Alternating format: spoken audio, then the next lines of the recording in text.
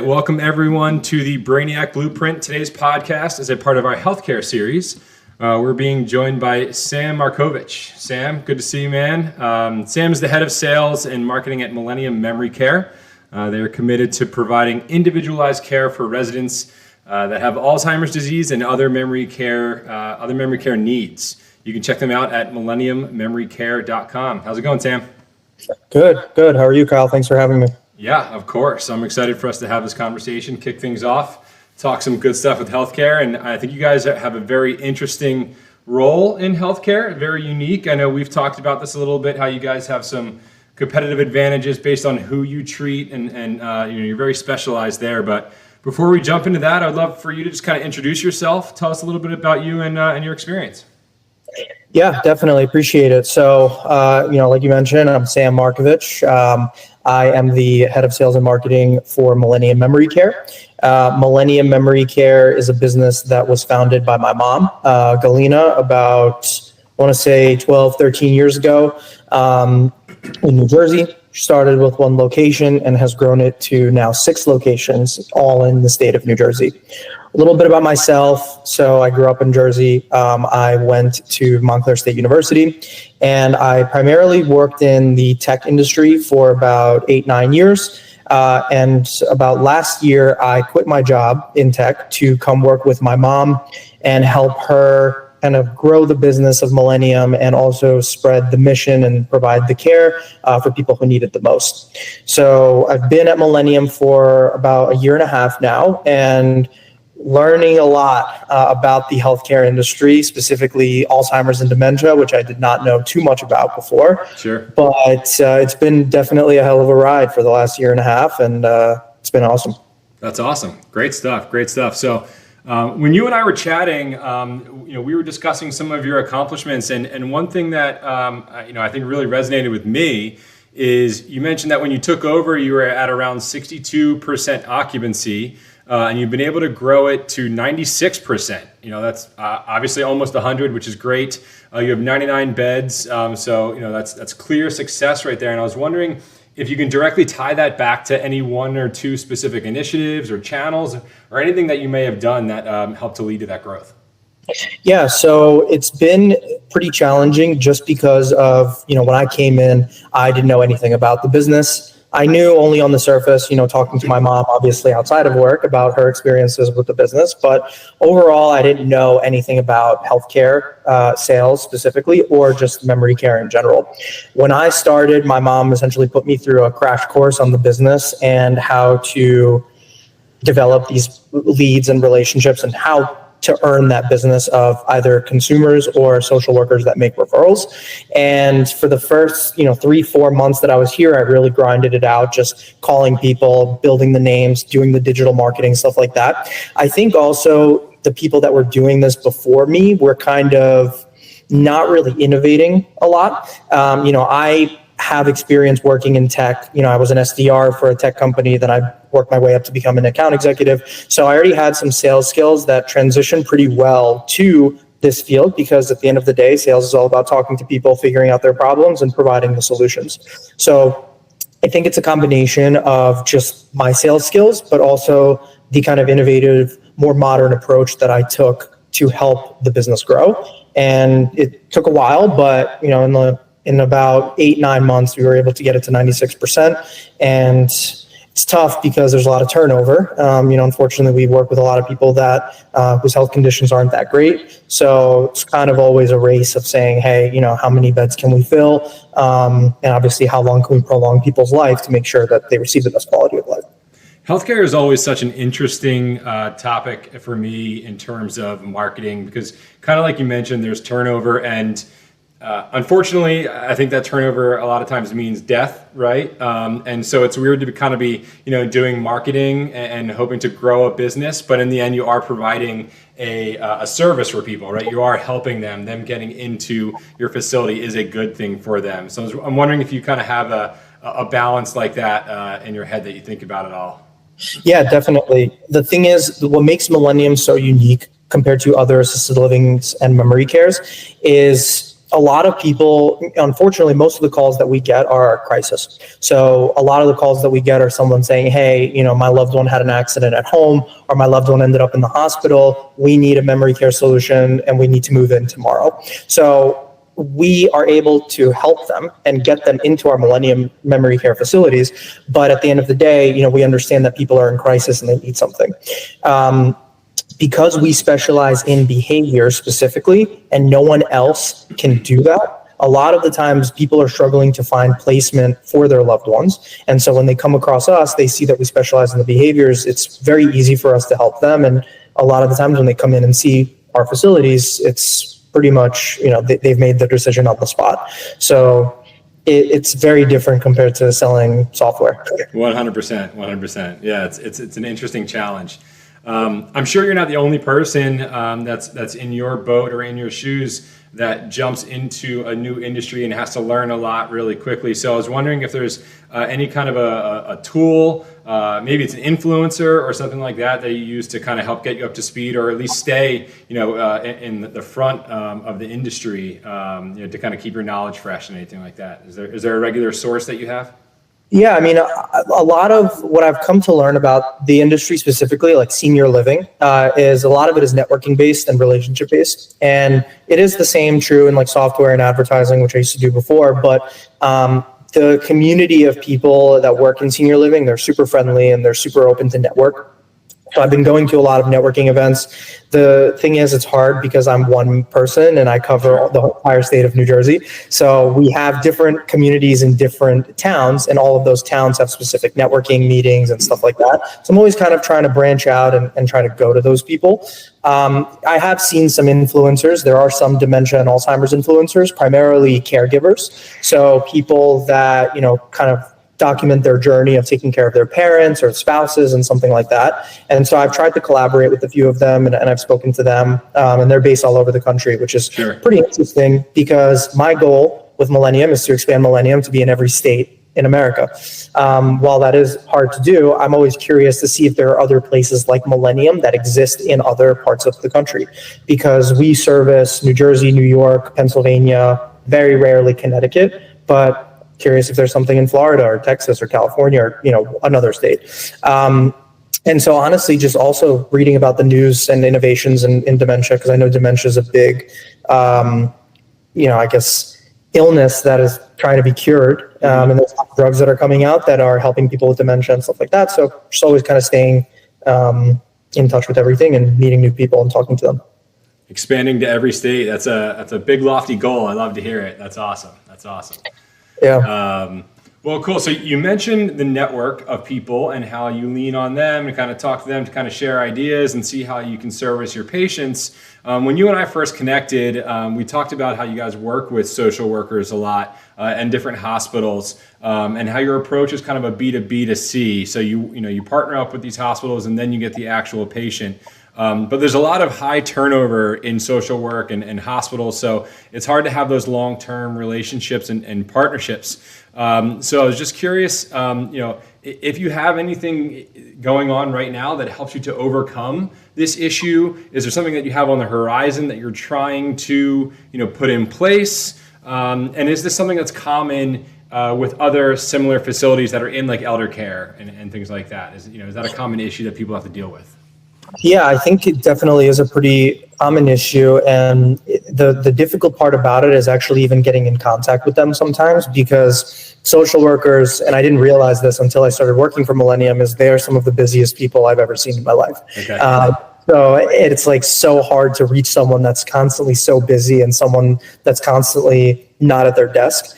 And so the turnover is pretty big. I don't know why, and I've tried to kind of look into it, but I haven't really been able to find a specific reason for why the turnover is so high.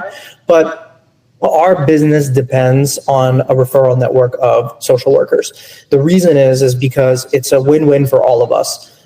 If somebody ends up in the hospital, there's a chance that they will have to go home at some point, right? And so in most cases, the insurance company pays for a certain stay in the hospital, and after that, families are paying out of pocket. Not everybody has enough money to keep their loved ones in a hospital. So we try to work with social workers to make the discharge process as smooth as possible. It's very different when I contact a social worker, because I'm not trying to sell them something. I'm trying to say, hey, here's how we can help you. And so in some cases, it's been successful where we've developed relationships with hospitals. But unfortunately, because of the high turnover, they completely rotate their staff every 6-7 months, and then I have to go through that same cycle over and over and over again. So that's been a big challenge, and specifically just finding their contact info, getting in contact with them, scheduling a presentation with them. I feel like after COVID, a lot has changed in terms of accessibility to these hospitals. My mom was telling me that when she first started Millennium, she would just be able to walk into a hospital without an appointment and go up to this office of the social workers and speak to them. I have never been able to do that, and I have traveled to a lot of hospitals, and I get stopped every time in the security at the lobby. So I think the dynamic of actually entering the hospital and getting in contact with them has changed dramatically since COVID. That's interesting. I never really thought about that, but COVID has changed everything, so I'm not surprised.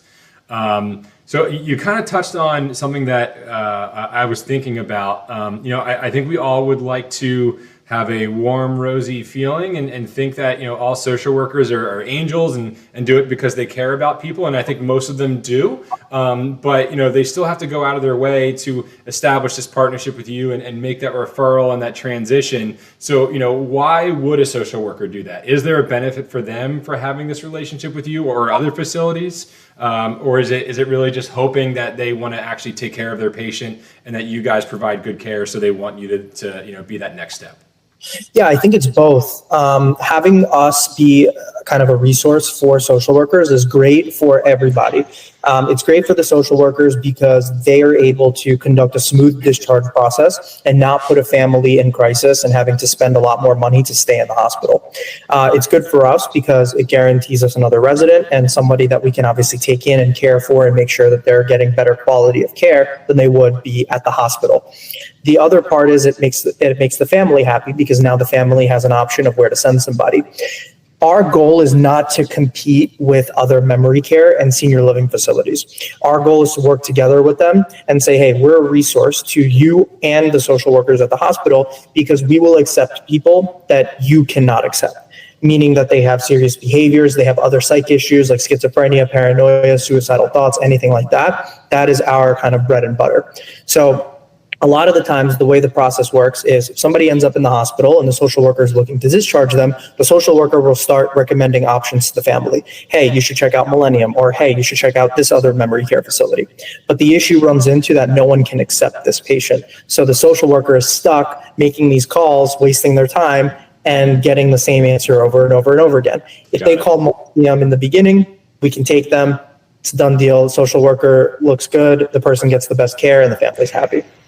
That's incredible. Good stuff. Good stuff. I don't want to put you on the spot here, or obviously with HIPAA you can't use PII, any identifiable information. But I'm wondering if you have any kind of a great story, a testimonial, or anything like that may have happened with a social worker was in a tough spot and they got in contact with you, and now this person is.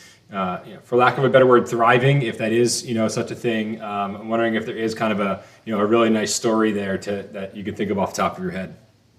Yeah, I mean, there's a bunch. The kind of the worst case I think that we were able to help out is there was someone that was basically bouncing around between the regular hospital and the psych hospital. So I didn't mention this earlier, but if a social worker is not able to place somebody in our facility, and let's say this person has behaviors to a point where the actual hospital can't manage them, the next step is to send them to a psychiatric hospital. Now, the psychiatric hospital is something that we try to avoid at all times. We do not want people to go there because we can take them.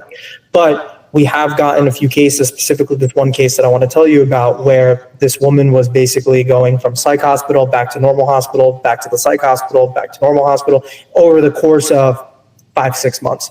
And unfortunately, we were not aware and no one was able to reach us. And then the only way that we were able to get in contact with them was because the one social worker that was assigned to handle her when she came back to the hospital knew me. And she called me and said, hey, this is the situation, and I spoke to the family, and the family was very emotional and saying, we're done, we're tired. We want my mom to get the best care. What can we do? And we were able to get her out of the psych hospital immediately and get her into our facility. That's so beautiful. a lot of cases that we have are very similar to that. We do get cases sometimes where someone's like, hey, I'm kind of exploring my options, stuff like that. But I would say about 85 to 90% of our cases are emergencies. And unfortunately, that's the nature of the business. It's crazy stuff to think about. I think you kind of touched on a point that I wanted to bring up. There's a lot of crisis, there's a lot of emergency, there's frustration and having to figure it out. And I think that there's a lot of stigma that comes with, these kind of cases and patients. Whenever I do a healthcare marketing campaign, there's kind of three questions that I try to answer and build my strategy off of. One is, what is wrong with me, or what is the condition that I have? Two, how are you, the facility, going to treat me? And three, how am I going to pay for it? And I think if you answer those three questions, you're able to alleviate some fear, some uncertainty, some frustration that these users may have, whether it's the end patient or the decision makers and caretakers for them. So I'm curious how you currently think about the stigma and your marketing, and how you try to counteract any misinformation that might be out there when you're dealing with people that might need your services. Yeah, it's a really good question. There is a lot of misinformation and a lot of stigma associated with memory care. When a lot of people call us, like I said earlier, they are in crisis. So they're a little emotional and they kind of are turning to us when they have no other option, right? Like I also said earlier, our goal is not to compete with other memory care facilities. So when I speak to families, I am very upfront and truthful when I tell them, this is what you'll get with Millennium and this is what you'll get with your other options that you're considering. My goal is not to badmouth or say anything negative about other senior living facilities, because I have very good relationships with a lot of them. I've been there, I've seen them, and I understand the type of care that they provide versus the type of care that we provide.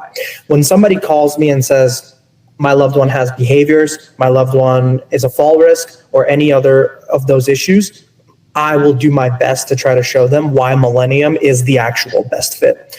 The reason why we are the best fit is because we have guarantees that other facilities don't have. The first guarantee is that we will never hospitalize somebody for behavioral issues. A lot of times what happens, and it's not, I don't want to say it's their fault, but it's because of how these other facilities operate, is their staff is not equipped to handle those types of cases. So if somebody is being behavioral, a lot of the times they will just send them to the hospital and then the hospital will send them back. The other thing we guarantee families is that we will take anybody no matter how severe their behaviors are. So a lot of times places require an evaluation to see how behavioral is this person. Can we work with them? Some places will straight up say, no, we cannot take this person. You need to find another option. Some places will take them knowing that they have behaviors, get 4 or 5 months of money out of the family, and then force them to either hire one-on-one help, pay for medication management, or just remove them from the facility altogether. If somebody comes to me and says, hey, my mom has super great cognitive function and her dementia is very mild, she just needs help with taking meds and going to the bathroom, I wouldn't say Millennium is the best fit for her. And I would tell people out on the phone, and I would make a referral to another assisted living facility that I know personally, that I know can guarantee that good quality of care. So that's kind of some of the different things I try to explain to families, and kind of guide them into making the right decision. My goal is not to force them to do anything or to say, we're better than everybody else because of X, Y, and Z. My goal at the end of the day is to provide the best possible care, whether it's Millennium or something else. Those guarantees are powerful. I'm sure that resonates with a lot of people when you can say, X, Y, and Z and truly deliver on it. That's some great stuff. I'm curious, if there's, we talked about misinformation for, a second there. I'm curious if there is something that you see, one or two things that are common misconceptions or misinformation that you see out there a lot, and if you have a viewpoint or a dispelling of any of those, misinformations that are out there. Yeah, a lot of misinformation comes specifically with the behavioral piece, because a lot of the times, they also have beds built. So when they see somebody and they do an evaluation and they see some red flags, in some cases, they won't be completely upfront with the families. But it also goes both ways, because some families are afraid to admit that this person has behaviors because of the fact that they might not get accepted or might have to pay extra and stuff like that. So it works both ways. And so when I speak to families, I say, I want you to be as truthful and honest with me as possible. Tell me everything. How bad is it? Like, I want to hear it, right? Yeah. You tell me the truth, I can help you. I can help guide you and say the Millennium is the place or the Millennium is not the place. The other thing is something called levels of care. So while this isn't, I guess, necessarily misinformation, it's kind of confusing, right, to families. So what a level of care is when somebody goes to a senior living facility, they have usually between 3 and 4 levels. Level 1 being the smallest possible, doesn't need a lot of help type of care, versus level 4 saying this person needs one-on-one supervision. They need to have eyes on them. They need help with going to the bathroom, showering, bathing, everything. Millennium doesn't have that. So a lot of the times we have like all-inclusive pricing. So the price that I give you on the phone is the price that you pay no matter how much care your loved one needs in the future. A lot of facilities have levels of care. So you may start at one price and then over time you may go up an extra $4, $5, $6 a month based on the level of care that your loved one needs. So that's kind of, a lot of people don't understand that in the beginning, and then they get very upset when they get hit with a bill that's $4,000 more than what they paid last month because of the type of care that's required. So I also try to explain that when I speak to people. But, some of those things that I mentioned, I think are the biggest kind of misconceptions and misinformation that's out there. And it's kind of my job to help combat that. That's great stuff. I mean, again, I feel like when you can make things simple and you eliminate these levels and just say like, look, we're here, we're either yes, the best option for you, or we're not the best option for you. That just eliminates that frustration from the family and the people that are making this decision. That seems so simple to me, right? That's awesome. Cool. So, I want to pivot quickly. Again, we are an AI service and an AI agency, and when you and I connected, we did talk a little bit about marketing and sales, and obviously that's your role at Millennium. You had mentioned that you were testing out a chatbot. So I wanted to kind of just dive into that a little bit, kind of understand, if there's a specific tool that you're using, did you buy it or build it, and kind of wondering, what you're trying to accomplish with this chatbot and what issues you're running into, because I think you mentioned it isn't quite dialed into what you want it to be just yet. Yeah. So a big thing that I did try to focus on, especially when I first started working for Millennium, is implementing tools that can help me do digital marketing and sales better, right? Coming from a company where I sold software, we worked at a large company, we had a lot of tools like Outreach, Apollo, all these different types of tools that can allow you to optimize sending emails, follow-up, stuff like that. I tried to do that for Millennium in the beginning. It's a little hard to do it for us because we're kind of in the middle of like super small business versus large company, and we don't have a lot of employees. Outreach, I don't know if you're familiar with Outreach, but it's a great tool, right? I used it at every company I worked at.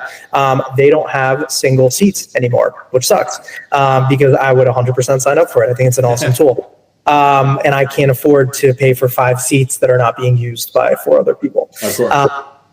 So I did a lot of research when I first started and kind of fizzled out, but then I started looking back into it.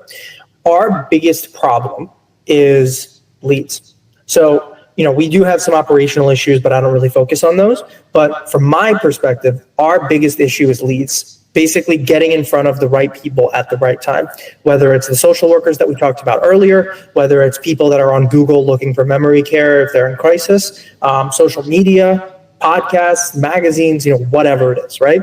And so I also noticed that we did get a lot of visitors on our website. Thousands of people are seeing our site, but it's not converting to people filling out an inquiry form or calling our number. So I figured, I went on our competition and some other senior living facilities and saw that they all have these like AI chatbots that can interact with people and lead to a meeting. So I found this company that actually cold called me. One of their SDRs called me and I thought it sounded great. So I'm currently doing a free trial with them. Unfortunately, I'm not too happy with it just because of maybe the results that I'm getting, because we've actually gotten less leads since we implemented this chatbot because we removed the contact form from our website and replaced it with this. It's actually very difficult to target specific people because it's much easier to target someone that's maybe 21, 22, 23 versus someone that's 75. Specifically on the internet, because these people are not really on the internet and they're not great with technology. So how do you do that? That's our biggest problem right now, and something that if we were to find the right AI tool, we would 100% do it, because it's so difficult to target that population.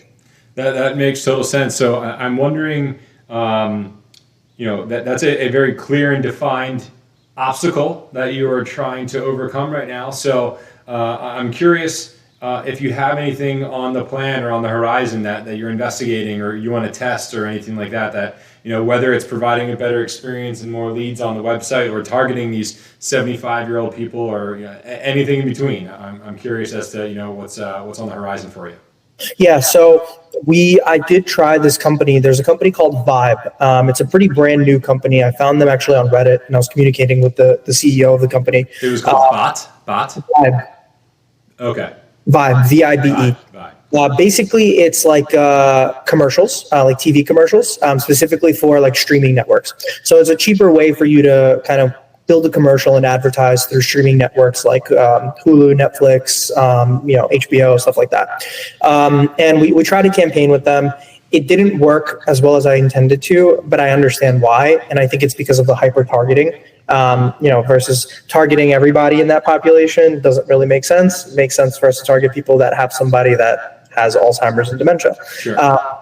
So a lot of the times, something that we've been doing is like doing presentations at senior centers, where we actually have gotten some referrals. So a lot of it is like going in front of them physically, not digitally. And so physically, I know what to do. Digitally, I don't, and that's my problem.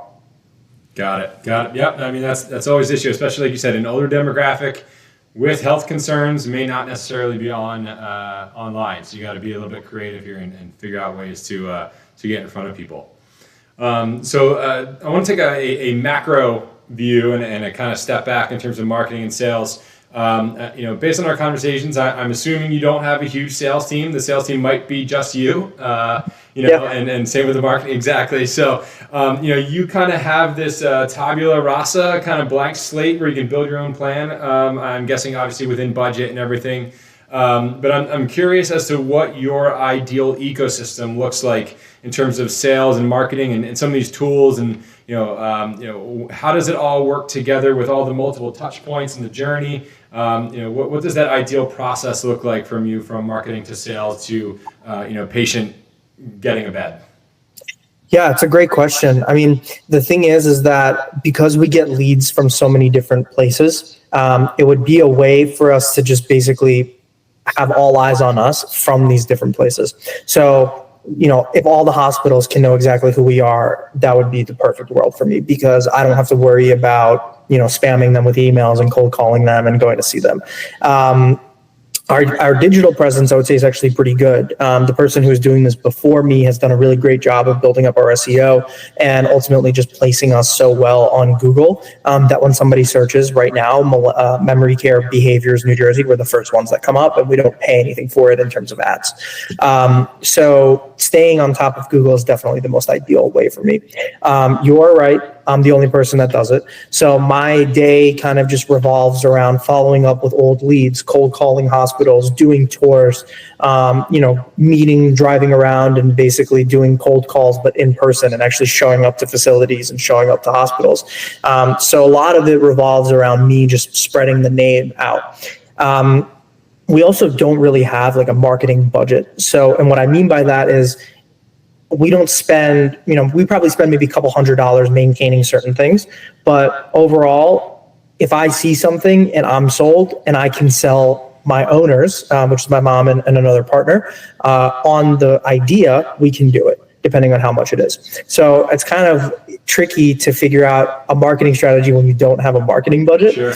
So I'm always kind of just on the lookout for new tools. And if I see a tool and I say, okay, this is pretty inexpensive and I think this could actually help us, it's like a no-brainer for us. That makes sense. Is Google your biggest lead driver right now? Is it your partners and referral network? What would you say is driving the highest quality leads for you guys right now? So in terms of volume, I would say Google. But in terms of quality, I would say hospitals, assisted livings, and placement agencies. So I actually didn't mention this earlier, but a third way that we get leads are something called placement agencies.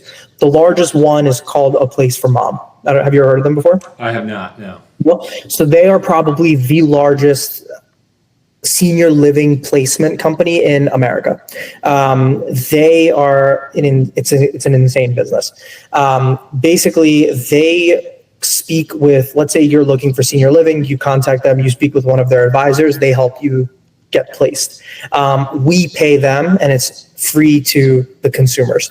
So we pay them 80% of first month's rent, which is a lot of money. That is, Yeah, that's a lot, right? And so their leads are good, but the issue with them is that when somebody speaks to them, they blast them to us plus 10 other communities, and then communities are fighting over that one lead, right? Then there are some other companies that are smaller, that maybe are run by like 2-3 people. They're like smaller mom and pop agencies that do the same type of work. And so they'll send us leads, and usually those leads are good because they're only sending them to us because they know exactly who we are. So to answer your question, the best quality comes from those hospitals and assisted living, and quantity comes from people. Got it. So remind me, are you just one location, or do you have multiple? We have 6. I thought you just said 6. Okay, yeah. Great. So I want to take a circle back. I think a great way to kind of bring everything together here into kind of a final talking point would be that goal that you mentioned of expansion, and you want to get into every state. You're doing a lot of research.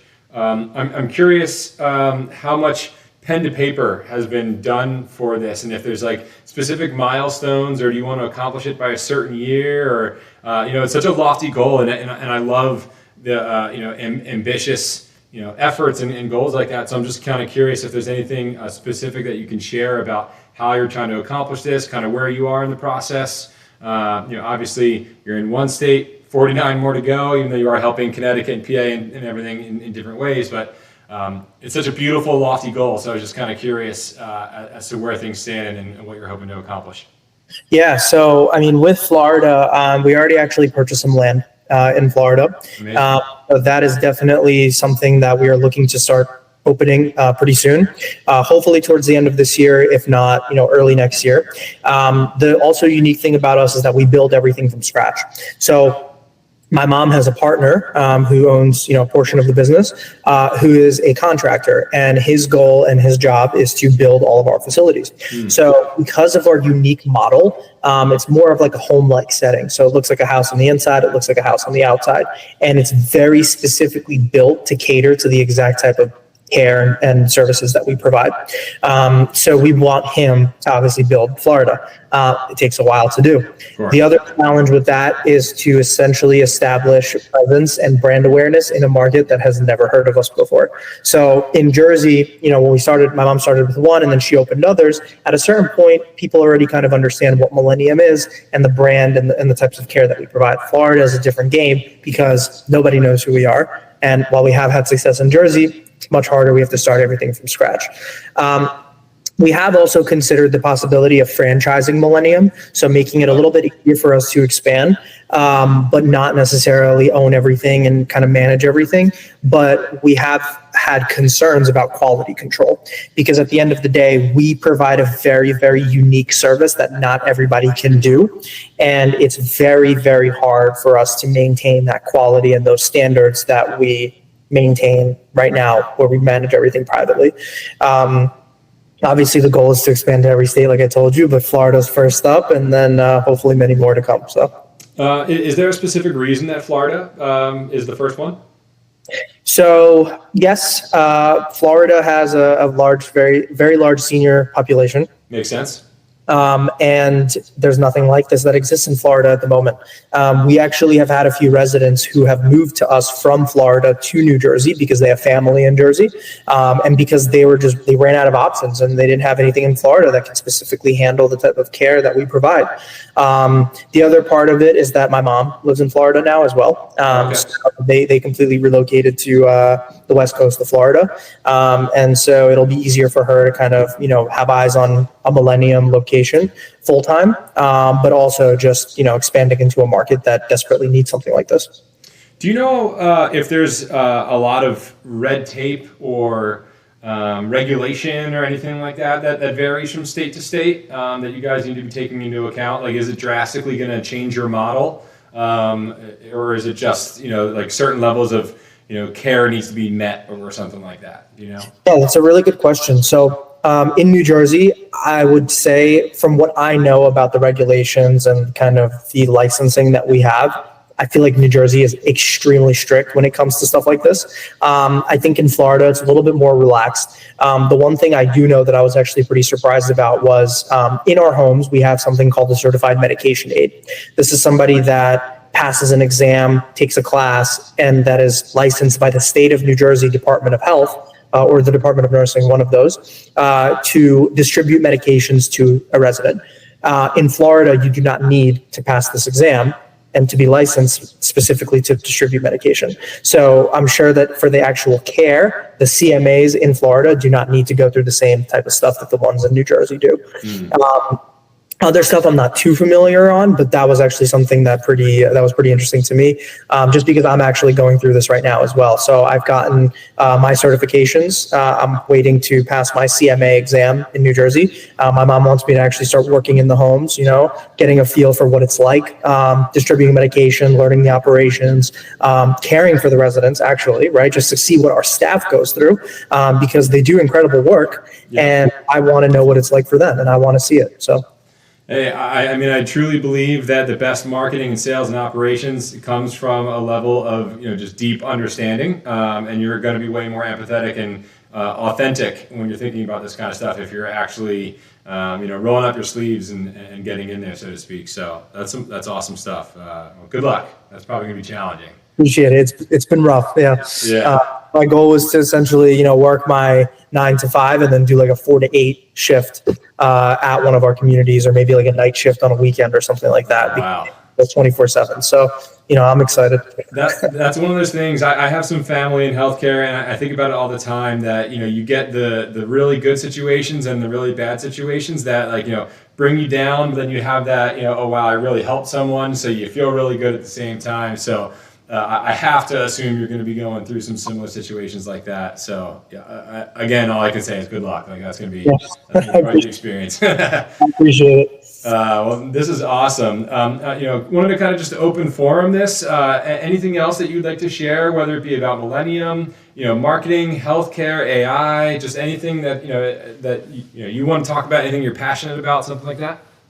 Yeah, no, I mean, I think that the combination of AI and healthcare is definitely growing. AI, I'm sure, as you know, has exploded over the last couple of years, just in terms of popularity and actual, good stuff that it's done for businesses and for people. I think that I do have a goal to essentially include as much AI as possible into the Millennium business, not only from a sales and marketing side, but also from a care perspective, because I have actually spoken to somebody who built like kind of like an AI companion specifically for people with Alzheimer's and dementia. Wow. So like that's kind of something also that we've been looking into. He's still in the very early stages of it, but something like that, right? Where we can introduce AI to the care and AI to the sales and marketing, but also just spreading our mission and spreading our goal and telling people like, hey, this is who we are. This is the type of care that we provide. We are probably the only place in the Northeast that does this. But it's hard for us to get in front of people because we don't have a large marketing budget. We don't have a large team. We're kind of like a small business that's looking to solve a huge problem. So that's awesome. Yeah, I'm an AI nerd. I love to see how it kind of changes for all industries, and I think healthcare is definitely going to be, it's just such a big industry in general. But there's so many unique use cases for it, and I think this is a perfect example of that companion thing. It would be so cool to kind of hear about, and if we could have some positive effects. That's great stuff. So Sam, I really appreciate your time, man. This has been awesome. Again, everybody can find Millennium at millenniummemoryycare.com. Sam, you had shared their phone number. It's 732-523-5797. Feel free to call or reach out. Sam, do you have any handles or anything like that you would want to plug or share personally or anything like that? Yeah, I mean, you can just find Millennium Memory Care on Facebook. And then if I've been trying to make some LinkedIn posts as well on my own personal page. So just Sam Markovich on LinkedIn. You'll see me, director and head of sales of marketing. So awesome. We'll make sure to add everything into the comments section as well. So Sam, thank you so much for joining me on the Brainiac Blueprint. This has been great. And thank you everybody so much for tuning in. Stay brilliant, you Brainiacs. Thanks, Kyle.